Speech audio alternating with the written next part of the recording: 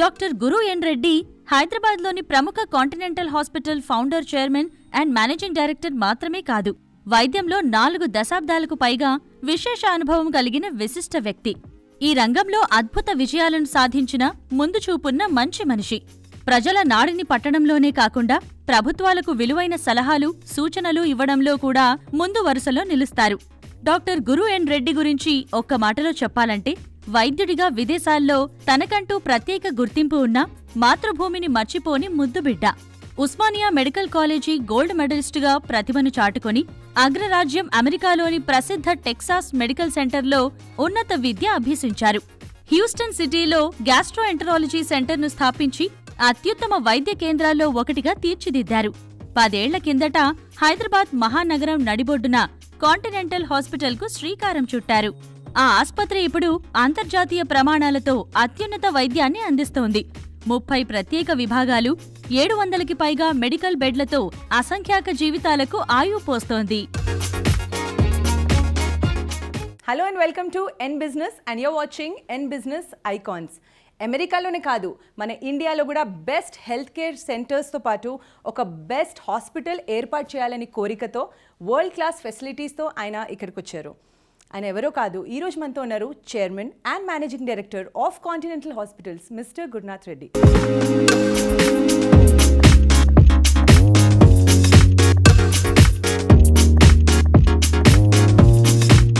Thank you so much, sir, first of all, for joining us in business. It's my pleasure అండి. చాలా సంతోషం మీ కొత్త channel మొదలుపెట్టినందుకు. I heard about this recently and నాకు ఇంత తొందరగానే మీరు ఇంటర్వ్యూ చేస్తారని అనుకోలేదు. Thank you. So 30 years in this field and being a very renowned gastroenterologist, how was your journey? My journey was excellent. Okay, నాకు ఈ జీవితం ఒక చలనచిత్రం లాగా అనుకుంటాను ఎప్పుడే కానీ. ఇక్కడ పుట్టి పెరిగేసి దాని తర్వాత హైయర్ ఎడ్యుకేషన్ కొరకు నేను అమెరికా వెళ్ళాను. I enjoyed every step and way of my life. స్కూల్లో ఉన్నప్పటికీ, ఇంటర్మీడియట్ కాలేజ్ అయినప్పటికీ, తర్వాత మెడికల్ కాలేజ్ ఉన్నప్పటికీ, జీవితంలో ఎప్పుడే కానీ మంచి క్రమశిక్షణ ఉన్నప్పటికీ, ఒక ప్లాన్ ఉన్నప్పటికీ, మనం అది ఎంజాయ్ చేయకుంటే ఏం చేసినా కూడా మనకు తృప్తికరంగా అనిపించదు. ఏది చేసినా కూడా నంబర్ 1 స్థాయిలో ఉండాలి అనేసి కోరిక నాకు చిన్నప్పటి నుంచి ఉంటూ వస్తుంది. So that's my aim and goal in life. So world class ఫెసిలిటీస్తో హెల్త్ కేర్ సెంటర్, ఒక బిగ్గెస్ట్ హాస్పిటల్ పెట్టాలని ఐడియా ఎలా వచ్చింది మీకు? నాకు అదృష్టం ఏంటంటే అమెరికాలో ఉన్నప్పటికీ, ఇక్కడికి కూడా స్కూలు, కాలేజు, మెడికల్ కాలేజ్ అన్నీ కూడా ఎక్కడ ఉన్నా కూడా కేవలం ఒక స్టూడెంట్ రూపంలో లేకుంటే ఒక మెడికల్ డాక్టర్ రూపంలోనే పనిచేయలేదు. నాకు ఎటువంటి అవకాశం కలిగిందంటే లీడర్షిప్ రోల్ అంటాం కదా మనం. సో ఆ లీడర్షిప్ నాయకత్వం రోలు నాకు ప్రతి చోట లభిస్తూ వచ్చింది. So that was very helpful in my life. When you have that in your DNA, that you can lead and do something good. Okay, so on that basis నేను అమెరికా వెళ్ళిన తర్వాత కూడా నా ట్రైనింగ్ అంతా అయిపోయిన తర్వాత ఎప్పుడైతే నేను హాస్పిటల్లో ప్రాక్టీస్ కొరకు చేరానో, so I had that opportunity to be hospital leader at a very young age. 34 సంవత్సరాల్లోనే అమెరికాలో ఏషియా నుంచి వచ్చిన డాక్టర్స్కు మొదటిసారిగా, నేను టెక్సస్ అనే స్టేట్లో ఉండి యుఎస్లో మొదటిసారిగా నాకు ఆ leadership role from other than the Americans, అది ఒక ఇంపార్టెంట్ విషయం. And that was very helpful for me నా జర్నీలో. ఎన్నో awards as a good clinician, Houston's best gastroenterologist అన్నీ వచ్చినప్పటికి కూడా నేను నేర్చుకుంది ఏంటంటే హాస్పిటల్ రన్ చేయడానికి what are all the things that are needed. ఆ నాలెడ్జ్ ఎక్కడి నుంచి వచ్చిందంటే, నేను సుమారుగా 20 ఏళ్ళు అవుట్ ఆఫ్ మై 30+ years నేను బోర్డ్ రూమ్స్లో ఉన్నాను. I was one hospital to the other, I was on the boards. So బోర్డులో ఉన్నప్పటికీ ఏమవుతుంది, అందరి ప్రతి మంత్ క్వార్టర్లో అన్నీ వచ్చి ప్రజెంట్ చేస్తూ ఉంటారు హాస్పిటల్ గురించి. ఎమర్జెన్సీ రూమ్ అంటే ఎలా నడిపియాలి, ఐసీయూ అంటే ఎలా ఉంటుంది, వేరే సర్వీసెస్, కార్డియాలజీ అంటే ఏంది, గ్యాస్ట్రోఎంటరాలజీ అంటే ఏంది, ఇవన్నీ బాగా చక్కగా నేర్చుకున్నప్పటికీ నేను ఇండియాకు ప్రతి సంవత్సరం లేకుంటే ప్రతి 2 సంవత్సరాలకు వచ్చేవాడిని. సో ఇక్కడ హెల్త్ కేర్ గురించి నేను చూసేవాడిని. మా అమ్మ నాన్న వాళ్ళు వయసు పెరుగుతుంటే వాళ్ళకు హెల్త్ కొరకు డాక్టర్స్కు విజిట్ చేయవలసి వచ్చినట్టే. సో నేను వచ్చినప్పుడు వాళ్ళతో పోయేవాడిని. అప్పుడు మన సిటీలో కొన్ని హాస్పిటల్స్ ప్రైవేట్ హాస్పిటల్స్ ఉండేది. సో అప్పుడు పెద్ద డాక్టర్ కాన్సెప్ట్ అనేసి మన హైదరాబాద్లో బాగా ఉండే. మా అమ్మగారికి ఎప్పుడు పెద్ద డాక్టర్ దగ్గరికే వెళ్ళాననేసి సో ఈ సిటీలో ఉన్నప్పటికీ ఈ హాస్పిటల్స్ చూసినప్పటికీ నాకు ఒక అసహ్యం పుట్టింది. ఈ డాక్టర్స్ ఇంత మంచిగా ఉన్నారు, ఎందుకు ఈ ఫెసిలిటీసు, ఎందుకు మౌలిక సదుపాయాలు వాళ్ళు చక్కగా క్రియేట్ చేయలేకపోతున్నారు, what is the issue? So అది స్టడీ చేస్తూ వచ్చాను. సో నాకు ఒక 25 ఏళ్ళు అక్కడ అమెరికాలో టైం అయిపోయిన తర్వాత అందరూ అక్కడ మాట్లాడుకుంటారు. నేను వస్తాను ఇండియాకు, నేను అది చేస్తాను ఇది చేస్తాను అంటారు, కానీ ఎవరు ధైర్యంతో ముందుకు రారు. Yeah, so I had that courage that instead of talking let me do something. So what is that something? ఒక మంచి హాస్పిటల్ మనం కట్టగలుగుతానా? సో మంచిగా అన్నప్పుడు ఏంది, దాని డెఫినేషన్ ఏంది? కేవలం ఒక బిల్డింగ్ మాత్రమే కాదు, దానికి మనం కావాల్సింది హాస్పిటల్లో మంచి డాక్టర్సు, మంచి నర్సెసు, దాని తర్వాత మనం ఎథిక్స్ అంటాం, ఇంటెగ్రిటీ అంటాం. ఓకే, అటువంటి ఎథిక్స్ ఇంటెగ్రిటీ ఉన్న డాక్టర్సు ఈ హాస్పిటల్లో మనకు పనిచేయడానికి వాళ్ళు అవైలబుల్ ఉంటారా? సో ఇవన్నీ ఆలోచించి ఒక ప్లాన్ వేసుకొని నేను దేశ పర్యటన చేశాను టు స్టడీ ద హాస్పిటల్స్. అది 18 నెలలు పట్టింది. అంటే ఒకసారి వచ్చేసి మళ్ళీ వెళ్ళిపోయేసి, ఒకసారి వచ్చేసి మళ్ళీ వెళ్ళిపోయేసి. So that's all motivated me. India needs a proper infrastructured hospital. There are lot of deficits. అప్పుడప్పుడు పెద్ద హాస్పిటల్స్ లైక్ మేదాంతా అప్పుడప్పుడే కన్స్ట్రక్షన్ కంప్లీట్ అయింది, అది కూడా స్టడీ చేశాను. కొత్త హాస్పిటల్ పెద్దగా కట్టినప్పటికీ కూడా అందులో కూడా లోపాలు ఉన్నాయనేసి నేను నేర్చుకున్నాను, అబ్జర్వ్ చేశాను. సో కాంటినెంటల్ కట్టాలనుకున్నప్పుడు ఏమీ కూడా కాంప్రమైజ్ చేయకుండా రూల్ బుక్ ప్రకారం కొంతమంది ఏం చేస్తారంటే ఇంత స్థలం ఉంటే ఒక రూమ్ కట్టేద్దాం, ఓకే, ఇక్కడ ఎందుకు పేషెంట్స్కి ఇచ్చిపెట్టేసేయాలి, ఆ భావంతో నేను ఆలోచించకుండా మంచి ఆర్కిటెక్ట్స్తో, ఎందుకంటే 35 ఏళ్ళు అక్కడ పనిచేసిన తర్వాత ఏ డిపార్ట్మెంట్ ఎలా ఉండాలి, ఏ స్పేస్ ఎలా ఉండాలి, అది డాక్టర్స్ అనుభవంతోనే తెలుస్తుంది.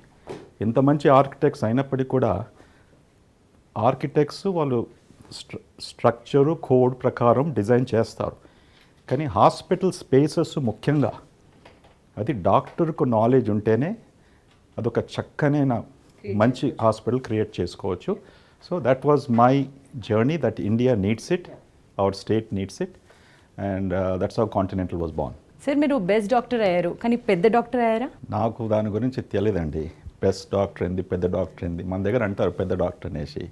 సో అమెరికాలో మాత్రమే పెద్ద డాక్టరు అనే శబ్దం వాళ్ళు యూజ్ చేయరు, కానీ బెస్ట్ డాక్టర్ అంటారు. సో నాకు బెస్ట్ డాక్టర్ అనేసి ఎన్నో అవార్డ్స్ వచ్చాయి, కానీ నేను బెస్ట్ డాక్టరు ఎలా మెజర్ చేస్తారో, ఏం objectives they consider and all that stuff I still do not know. I think ముఖ్యంగా మన service to the patients, ah good outcomes defines one to be the best doctor. Okay, that's my definition of being best doctor. Now పెద్ద doctor, I don't know whether you're referring to age or size. Coming to the Geo, you were the first hospital to get the Geo passed for the high-rise hospital. దాని గురించి ఒక నిమిషం మీకు background ఇస్తాను.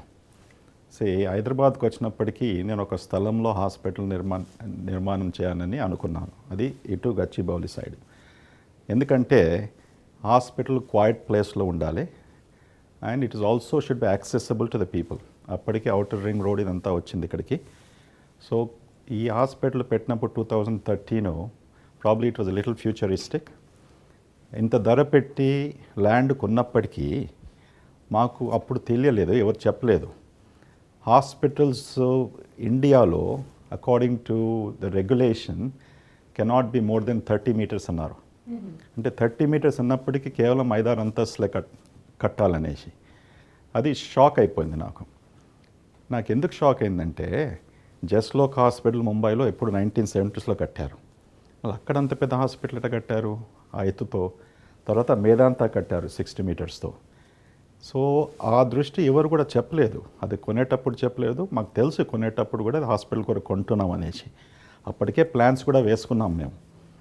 చివరికి వచ్చేసి శాంక్షన్కి వెళ్ళినప్పటికీ you cannot, this only 30 metres అన్నాడు. అనే వరకు బాగా పెద్దగా ఆందోళనగా ఇది ఎలా చేయాలనేసి. సో స్టేట్ గవర్నమెంట్ కూడా ఈ పర్మిషన్ లేదు ఎన్ఎఫ్పిఏ గైడ్లైన్స్ ప్రకారం. సో అప్పుడు చీఫ్ మినిస్టర్ గారిని డాక్టర్ వైఎస్ రాజశేఖర రెడ్డి గారు ఉండే, వాళ్ళకందరికీ ఎక్స్ప్లెయిన్ చేశాం. ఇంత డబ్బు పెట్టి ల్యాండ్ కొనిన తర్వాత వెస్టర్న్ కంట్రీస్లో హై రైజ్ హాస్పిటల్స్ 100 ఏళ్ళ నుంచి ఉన్నాయి. ఈ రెగ్యులేషన్ మనం చేంజ్ చేయవచ్చు. Health is a state subject. So ఆయన ఒక హై పవర్డ్ కమిషన్ వేశారు 8 మంది ఐఏఎస్ ఆఫీసర్స్తో. ఓకే, నాగార్జున ఇంజనీరింగ్ కాలేజ్ను కమిషన్ చేశారు. మామూలుగా యుఎస్ నుంచి ఒక ఇంజనీరింగ్ సంస్థను కమిషన్ చేయమని చెప్పారు. అక్కడ సియాటిల్ నుంచి షర్మర్ ఇంజనీరింగ్ కంపెనీ అని వాళ్ళను మేము ఎంగేజ్ చేశాం. ఇదంతా సుమారుగా 18 నెలలు పట్టింది. ఆ టైంలో బాగా భయం చుట్టుకుంది మాకు, ఇస్తారా ఇవ్వరా అనేసి. సో ఫైనలీ ఈ కమిషన్స్ అన్నీ కూడా వాళ్ళు స్టడీ చేసి గవర్నమెంట్కి రిపోర్ట్ సబ్మిట్ చేశారు. You can extend this to 60 metres అనేసి. సో దానికంతా కూడా ఖర్చు పెట్టింది మేము. అప్పుడు government cabinet first time in the country, government of Andhra Pradesh issued a GO that high rise hospitals can be built up to 60 metres అనేసి. ఆ ఫ్లోర్ హైట్ కూడా ప్రతి ఫ్లోర్కు 4 మీటర్స్ ఉండాలనేసి అవన్నీ అప్రూవ్ చేసి they have issued a GO. So దాని తర్వాత మేము ఈ 60 మీటర్ హైట్లో ఈ హాస్పిటల్ కట్టాం. కానీ the problems that I went through and పని స్టాప్ చేసి పర్మిషన్ వచ్చే వరకు all of those things have happened. But I'm very proud. ఎంత టైం పట్టింది సార్ హాస్పిటల్ కట్టడానికి? 3.5 years అయిందండి. 3.5 to 4 years. బికాజ్ సుమారుగా ఇది 1.3 million square foot బిల్డింగ్ 18 అంతస్తులో ఉంది. అంత టైం పట్టింది అన్నట్టు. సో మీ జియో విషయంలో ఇది కథ. But the government did the right thing. They took all scientific help, all technical help. We have proven it. ఆ ఎగ్జామ్స్ కూడా ఇచ్చాము. మా టెక్సస్లో హ్యూస్టన్లో ఏ హాస్పిటల్న 40 అంతస్తులు 50 అంతస్తులు కంటే తక్కువ లేదు. అది కట్టింది కూడా 1 ఎకరం 2 ఎకరాలనే. సో ఇక్కడ ఆల్మోస్ట్ సుమారుగా 5 ఎకరాల్లో రోడ్ విడ్త్ ఇదంతా ఉన్నప్పటికీ కూడా మనం ఓన్లీ 5 అంతస్తులు ఎలా కడతామనేసి that was our argument. But fortunately they understood it and they gave that permission. దానివల్ల ఇప్పుడు వేరే హాస్పిటల్స్ కొత్తగా కట్టి ఉన్నవారు వాళ్ళకు బాగా లాభమైంది. సో ఎంత పెద్ద హాస్పిటల్ కట్టాలి, ప్లస్ డాక్టర్స్, ఇంటర్నేషనల్ డాక్టర్స్ కూడా తీసుకురావాలంటే you need lot of funding. So was it easy for you? Funding విషయంలో any funding is always little difficult. First కంట్రీలో మళ్ళీ నేను తిరిగి వచ్చే వరకు ఏ ప్రాజెక్టు ఫస్ట్ టైం చేసినా కూడా గ్రీన్ ఫీల్డ్ అంటారు, బ్యాంకర్స్ గ్రీన్ ఫీల్డ్ అంటారు, విచ్ ఇస్ రైట్. వాళ్ళు ఏమంటారంటే డాక్టర్ గారు మీకు ఎంత ఎక్స్పీరియన్స్ ఉన్నప్పటికీ అక్కడ మీరు హాస్పిటల్ కన్స్ట్రక్షన్స్లో పార్టిసిపేట్ చేశారు, మీ సీవీ అంతా చదివాం, కానీ ఇండియాలో మాత్రం మీరు మొదటిసారి చేస్తున్నారు కదా, we have to treat you like a green field hospital.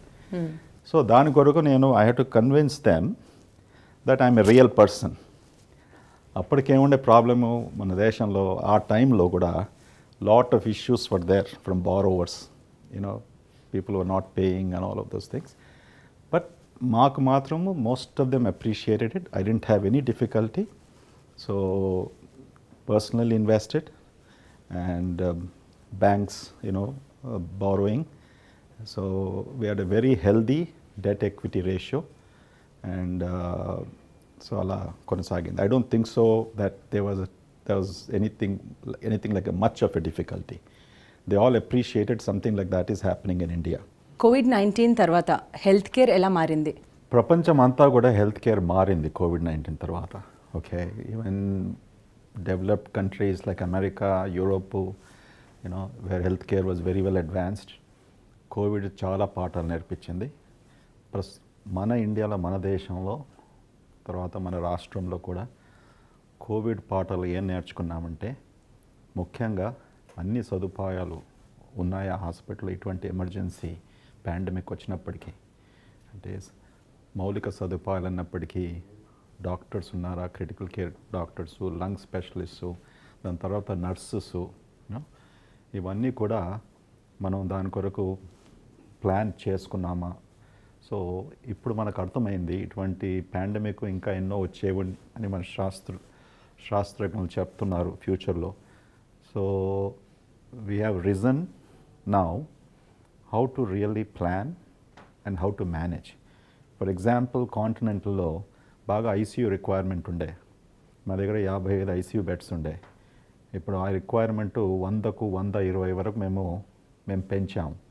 So ఆ ఎమర్జెన్సీ సిచ్యువేషన్లో 2 వారాలనే వేరే ఫ్లోర్స్లో ఐసీయూ రూపంలో ఐసీయూ ఫెసిలిటీస్లో కన్వర్ట్ చేశాం. సో ఇటువంటి ప్లానింగ్ అంటే మీ హాస్పిటల్ బాగా పెద్దగా ఉంది కనుక మేము చేయగలిగాం. కానీ చాలా చోట్ల ఈ సదుపాయాలు లేనందువలన ఎంతోమంది పేషెంట్స్ కూడా మరణించారు. So Covid has taught us these kind of lessons, how to plan your human resource, what should a institution have in terms of contingency policies, Number 3, issues about cost of care. అది పెద్ద problem, అందరికీ తెలిసిన విషయమే.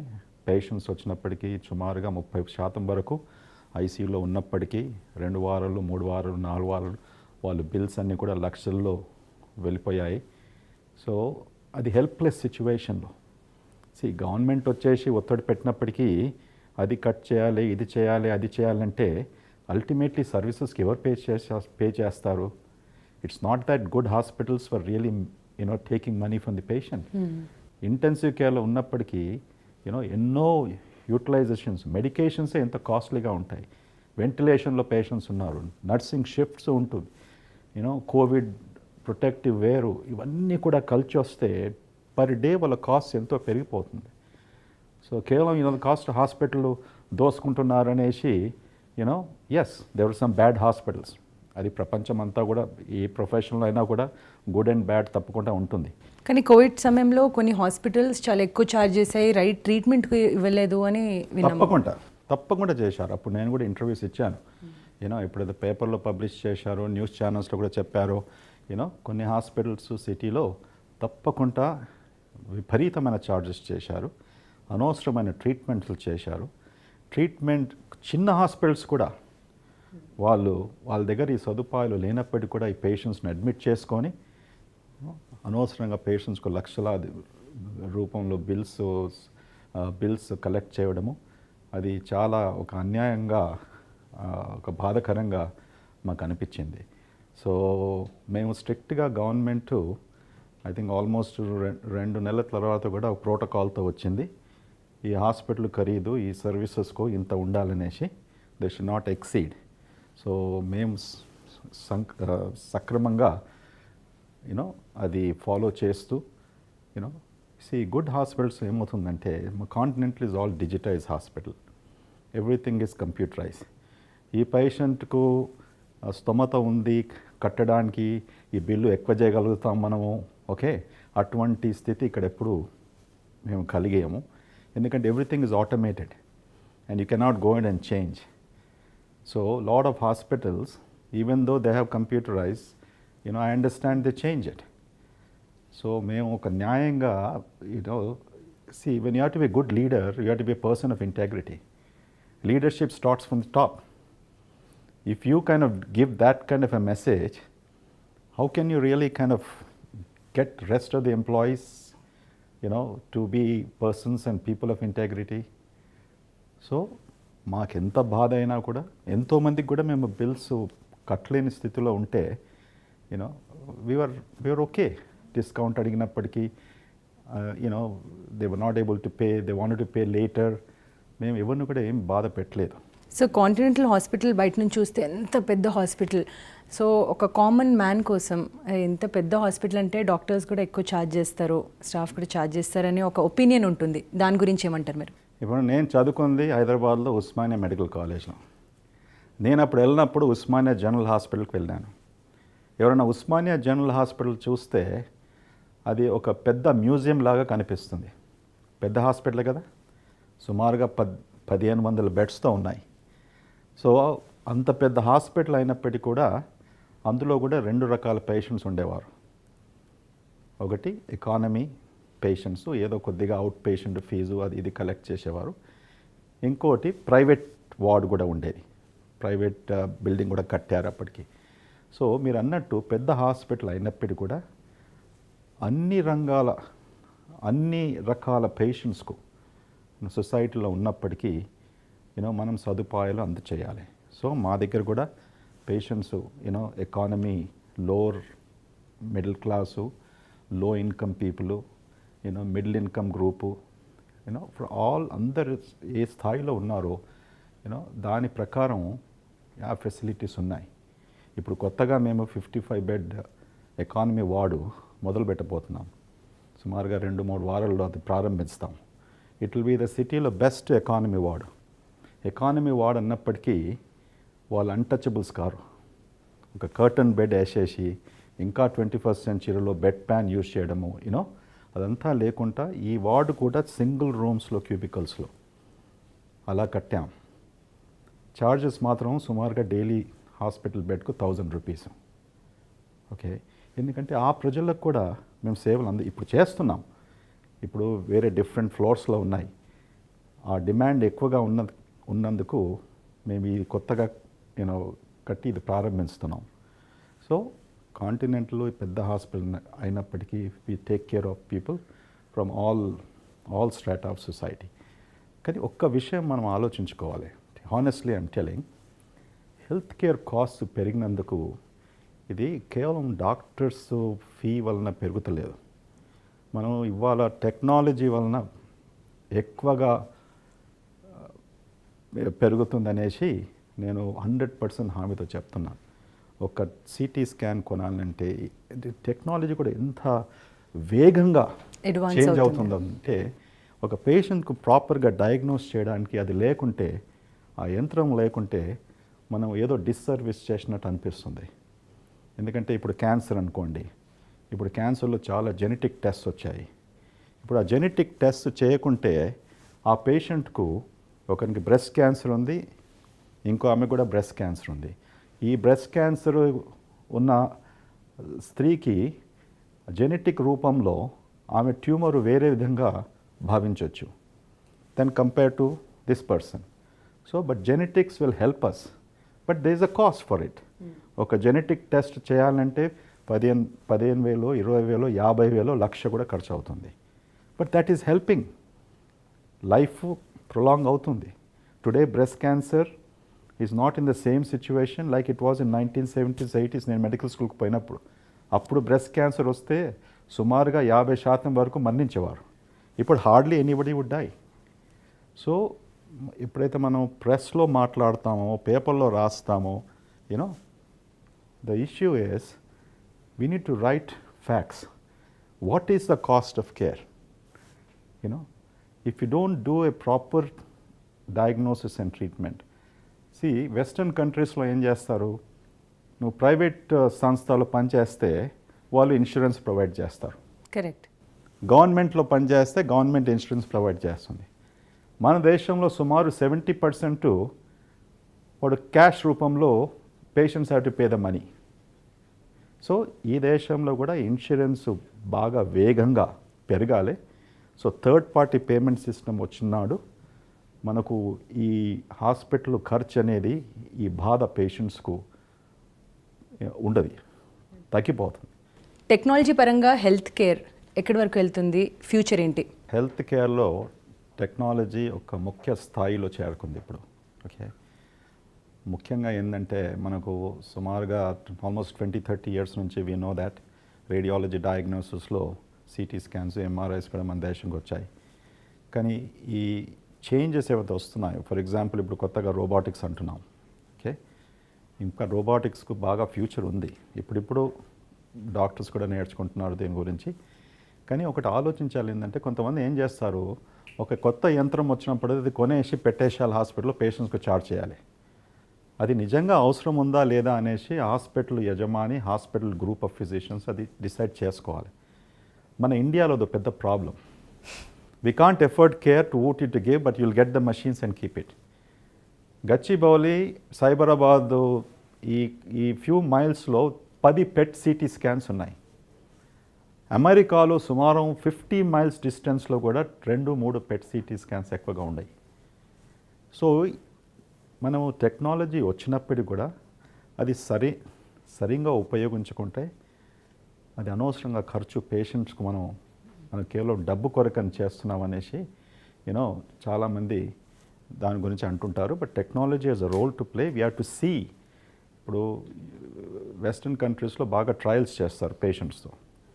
అప్పుడు results రీసెర్చ్తో publish చేసినప్పటికీ కన్విన్సింగ్గా ఉన్నప్పటికీ will go head and use them. ఇక్కడ మషిన్స్ చేసేసి they have to only look at doing the patients with the necessary or not. That's one aspect of technology.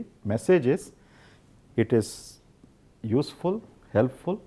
Good hospitals should be able to keep it up only when it is convinced it is truly required. So మేము ఇంకా robot పెట్టలేదు ఇక్కడ. ఎందుకు పెట్టలేదు? See, robot is only well established in, for example, urology, prostate type of surgeries. కొన్ని gynaecology సర్జరీస్లో ఉన్నాయి. Okay, దాని cost ఎంత? లాప్రాస్కోపీ కంటే కూడా 40%, 50% ఎక్కువ. ఇప్పుడు ఆల్రెడీ లాప్రాస్కోపీ సర్జరీ చేయడానికే కాస్ట్ ఎక్కువ పెరిగిపోయింది ఓపెన్ సర్జరీ కంటే. ఎక్కడికి వెళ్ళి తెస్తారు మన ప్రజలు? Is there a major difference? There is not a major difference. Just because is of doing a surgery does not translate to outcomes of patient care immediately. So don't get that instrument of crores of rupees and pass it on to the patient. So నేను చెప్పేది ఏంటంటే, in summary, use technology provided it has been established, it is truly helpful and make a change in the patient's journey. హైదరాబాద్లో చాలా hospitals వస్తున్నాయి. So ఏమైనా competition feel అవుతున్నారా మీరు?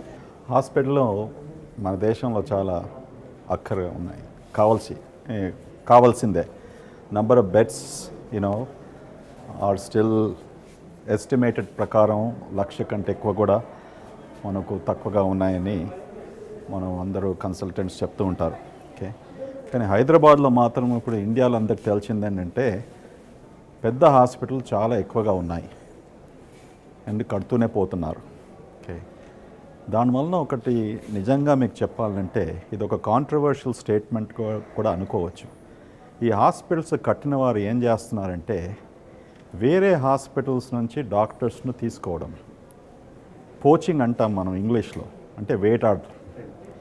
ఈ డాక్టర్స్కు వాళ్ళను పిలిచేసి హోటల్లో మీటింగ్స్ పెట్టుకొని అష్టమానం ఒక మార్కెటింగ్ ఫెలోస్ను వాళ్ళకు ఫోన్ చేయడము చేసేసి మీకు ఎంత ఇస్తాము, కొంతమంది అంటే ఓపెన్ చెక్ కూడా పెడుతున్నారంట.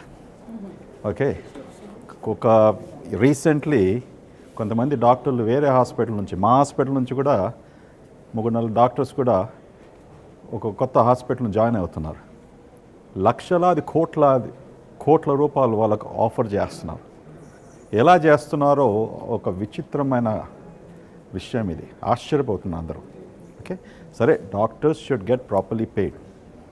I'm very pro physician. But ఒక సిస్టంలో అలా పెంచే వరకు ఏమవుతుందంటే ఆ డాక్టర్స్కు ఇండ్యూస్మెంట్ లాగా మారిపోతుంది. అంటే నేను ఇప్పుడు ఇన్ని ప్రొసీజర్స్ చేయాలి అంత సంపాదించుకోవడానికి, అవకతవకలు అవుతుంటాయి. So that is the biggest problem. Truly the need based construction, అంటే అక్కరున్నంత వరకే హాస్పిటల్స్ మనం కన్స్ట్రక్ట్ చేసుకుంటే ఓకే, అది ప్రజలకు ఉపయోగపడుతుంది. అందరూ హైటెక్ హాస్పిటల్స్ కట్టేసి కేవలం టెక్నాలజీ ద్వారా నడిపే hospitals we can do procedures అని పెట్టేసి ఇన్ని సర్జరీస్ చేయాలి, ఇన్ని టెస్ట్ చేయాలి, ఆ ఉద్దేశంతో పెడితే మనం హెల్త్ కేర్ ఎప్పుడు చేంజ్ చేయలేం. ఇప్పుడు చాలామంది కొత్త డాక్టర్స్ పాస్ అవుట్ అయ్యి వస్తున్నారు. ఆ డాక్టర్స్కి, బడ్డింగ్ డాక్టర్స్కి మీరు ఏం చెప్తారు? కొత్త డాక్టర్స్కు నేను ముందు నుంచి 30 సంవత్సరాల నుంచి ఒకటే చెప్పుకుంటూ వస్తాను. మీరు డబ్బు కొరకు మీరు జాబ్ తీసుకోకూడదు. Money should chase you, you should not chase money. My programme director in America told me that when I was graduating from there. That was his last parting words. ఒక దినం పిలిచేశాడు. ఫ్రాంక్లిన్ మెక్డానల్డ్ అనేసి is nephrology professor and programme director. So last day నన్ను పిలిచినప్పటికీ నాకు కొద్దిగా ఆశ్చర్యపోయినా, ఎందుకు పిలిచాడు లాస్ట్ డే, ఏమైనా చేస్తాడా అనేసి. కానీ ఈ gave me that one message, guru you are a great doctor but let money chase you but you don't chase money. So అది ముఖ్యంగా చెప్పేది డాక్టర్స్కు.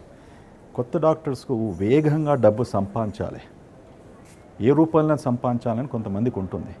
కొంతమంది like anything else they want to build the career, work in good place, they don't care about what is being, money is not the priority.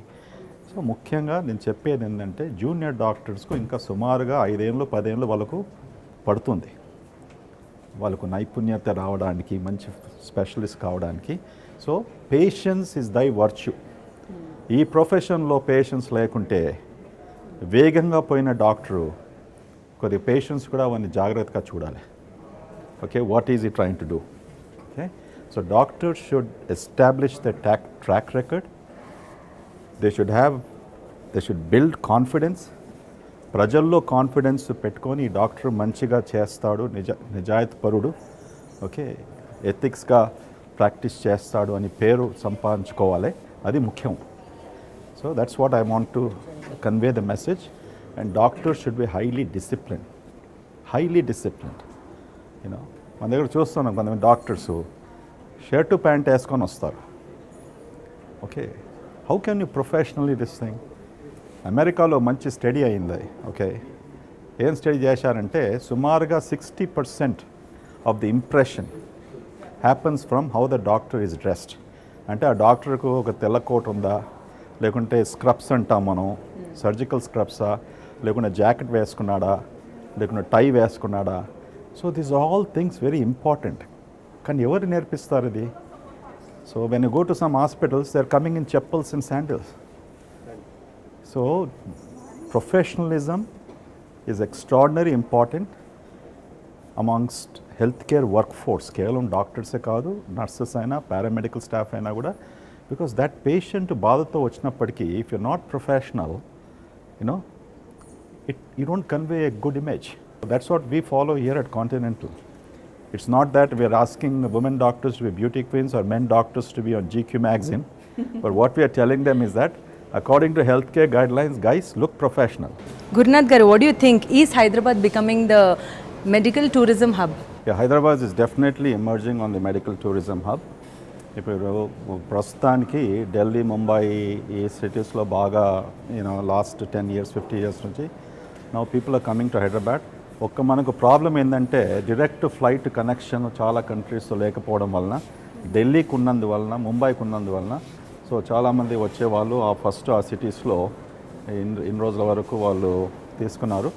ఆ cities కంటే కూడా మన దగ్గర తక్కువ ధరలో మనం వీళ్ళకు కేర్ ప్రొవైడ్ చేస్తున్నందుకు ఇప్పుడు ముఖ్యంగా సొమాలియా వంటి కంట్రీస్ నుంచి, వేరే some other east African countries నుంచి, తర్వాత కొంతమంది మిడిల్ ఈస్ట్ నుంచి కూడా ఇక్కడ రెగ్యులర్గా వస్తున్నారు. I think Hyderabad can emerge on the medical tourism hub. ఆ టూరిజం అనే శబ్దం చాలా మటుకు the doctors organisations doesn't sound right because they are not coming for any tourist vacation కదా. But that's the way we have to refer that this is medical tourism at the end of the day. But Hyderabad has a great potential provided our government, our healthcare agencies, our aviation industry, our transportation industry, and our guest relations of the state. If they can all come together, okay, and formulate a good plan, it will be a major revenue generator even for the government. ఎందుకంటే వాళ్ళు వచ్చినందుకు hotels occupy అవుతాయి, okay, services we are providing it. So all of these other parallel industries can also develop. So మేము continental హాస్పిటల్లో కూడా చాలామంది international patients రెగ్యులర్గా చూస్తూ ఉంటాము. And we are looking forward for that growth, to help these patients out. India will become number 1. It is already getting there. It's the cheapest country to provide services. And the patients ku Indian doctors lo baga namakam undi. But we have to now compete with cities like Dubai, which is emerging on that scene, Indonesia and Turkey. These countries mundu medical tourism lo they were not that big. So they are also competing for this. But I feel that mana rates takkunnanduku I feel that India will definitely be a number 1 destination for medical tourism. Sir సగం time మీరు హాస్పిటల్లోనే ఉంటారు, ఇంకా meetings అవన్నీ ఉంటాయి. So social interest ఏంటి, free టైంలో ఏం చేస్తారు? నేను సగం కంటే ఎక్కువ టైంలో ఉంటాను హాస్పిటల్లో. సుమారుగా 30 టైం దినంలో హాస్పిటల్నే గడుపుతాను. So I have lot of good interest అండి. నాకు ఇంట్రెస్ట్ అంటే to meet friends and people from other professions. నాకు చాలా ఇష్టం. అంటే ఐటీకి సంబంధించిన oil and gas all that stuff, అది నాకు ఒక relaxation time. And I read a lot. ఇప్పుడు I would like to travel, but అది ఇప్పుడు నా డెస్టినీలో ఇప్పుడు అది it's not there for last 10 years. I am now committed to fully to patient care, but that is my relaxation time. I read extensively in my free time, not just about healthcare, but a lot of other subjects, and like to meet good friends, and relax at least one evening in a week. That's my way of relaxing. Sir, oka special moment, heart touching moment meer maato share chestaru with your patients. What was that which actually triggered your mind? ఈ 36 years జర్నీలో more than 100 heart touching moments ఉన్నాయి, but I want to narrate this very special moment. Covid టైంలో ఒక pregnant lady కోవిడ్తో second మంత్లో pregnancy ఉండే. ఆ Covid వచ్చినందుకు ఏ హాస్పిటల్లో ఆ పేషెంట్ను అడ్మిట్ చేయలేదు, ఎందుకంటే ప్రెగ్నెన్సీ ఉంది, మా దగ్గర సర్వీసెస్ లేవు, వీ డోంట్ వాంట్ అడ్మిట్ అనేసి. ఆమె కాంటినెంటల్ హాస్పిటల్లో ఎమర్జెన్సీ రూమ్కి వచ్చింది. అయితే అప్పుడు నాకు ఫోన్ కాల్ వచ్చింది ఈఆర్ డాక్టర్తో. ఈ పేషెంట్ వచ్చారు doctor, can we take a pregnant lady అంటే తప్పకుండా అడ్మిట్ చేయండి అన్నాం. ఆ స్త్రీకి అడ్మిట్ అయిన తర్వాత పాపము కోవిడ్ బాగా తీవ్రంగా ఆమె బాడీ అంతా వ్యాపించింది. కేవలం లంగ్స్లే కాకుండా కిడ్నీస్, హార్ట్ అన్నీ కూడా సంబంధించింది.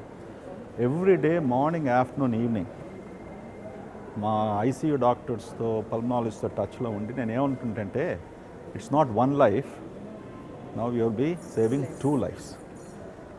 ఆమె ఎంత క్రిటికల్గా అయిపోయిందంటే స్ట్రోక్ కూడా వచ్చింది, పెరాలిసిస్. ఆమె లెఫ్ట్ సైడ్ అంతా ప్యారలైజ్ అయిపోయింది. అప్పటికి డాక్టర్లు కూడా వాళ్ళకు నమ్మకం పోయింది బ్రతుకుతుంది. But 24/7 I was basically interested that this person should be saved and we should save 2 lives. After 65 days ఆమె ఐసీయూ నుంచి బయటకు వచ్చింది. దాని తర్వాత రూమ్కు షిఫ్ట్ అయింది. She was saved, baby was saved. Great. That's the most heart rending. వాళ్ళు చాలా మెసేజ్ ఇచ్చారు, గూగుల్లో పెట్టారు, ఎంతో మంచిగా వాళ్ళు కృతజ్ఞత అందరు డాక్టర్స్ కూడా చెప్పారు. But that was very heart touching for me. Great. See, nothing more important for a mother when you're pregnant to save the child. To save the child. And if we doctors did any negligence, not only she would have lost, even the baby would have lost. So that was my most recent heart-rending, warming thing, which I think often about that situation. దాన్ని బట్టి నేను డాక్టర్స్కి అందరికీ కూడా అటువంటి example ప్రతిసారి ఇస్తూ ఉంటాను. This is what is called a committed care, and that's what health care needs. Great. Sir, finally as a doctor చాలామంది ఇంటర్వ్యూ చూస్తున్నారు, వాళ్ళకి ఏం చెప్పాలనుకుంటున్నారు? As a doctor I want to convince the ప్రజలకు, convince the patients and convince the citizens. ఏమనగా మన health care సిస్టంలో నమ్మకం కుదిరించుకోండి. నేను రీసెంట్లీ హిందూ పేపర్లో సుమారుగా 3-4 రోజుల క్రితం ఒక పెద్ద ఆర్టికల్ రాశాను. ఏమనగా రాశానంటే, ఇప్పుడు భారతదేశంలో ప్రస్తుతానికి ఉన్న health care is far superior than the western care. నేను ఇప్పటికైనా ప్రతి 2 months అమెరికా వెళ్ళి వస్తుంటాను. అక్కడ ఇన్లేన్లో ఉన్నప్పటికి కూడా ఇప్పుడు చూస్తున్నాను అంత ఖర్చు పెట్టినందుకు కూడా about $4 trillion that health care is not accessible. అంటే ఒక డాక్టర్ను చూడాలంటే 3 నెలలు, ఒక సర్జన్ న్యూరాలజిస్ట్ చూడాలంటే 4 నెలలు. ఇటువంటి సిస్టమ్ ఉన్నప్పటికీ ఏం ఉపయోగం? ఇండియాలో మన దగ్గర హాస్పిటల్కు డాక్టర్ దగ్గర వస్తే అదే దినం టెస్ట్ చేస్తారు, డయాగ్నోసిస్ చేస్తారు, 2 రోజుల్లో 3 రోజుల్లో పేషెంట్ని ఇంటికి పంపించేస్తారు. So nowhere else in the world we have this kind of health care system. So I want to convince the citizens of this country, be patient, repose your confidence, health కేర్లో అయినో బాగా health కేర్లో doctors గురించి hospitals గురించి చాలా negative impression ఉందని అందరికీ తెలుసు. కానీ hospitals like Continental, good doctors are changing and they will change.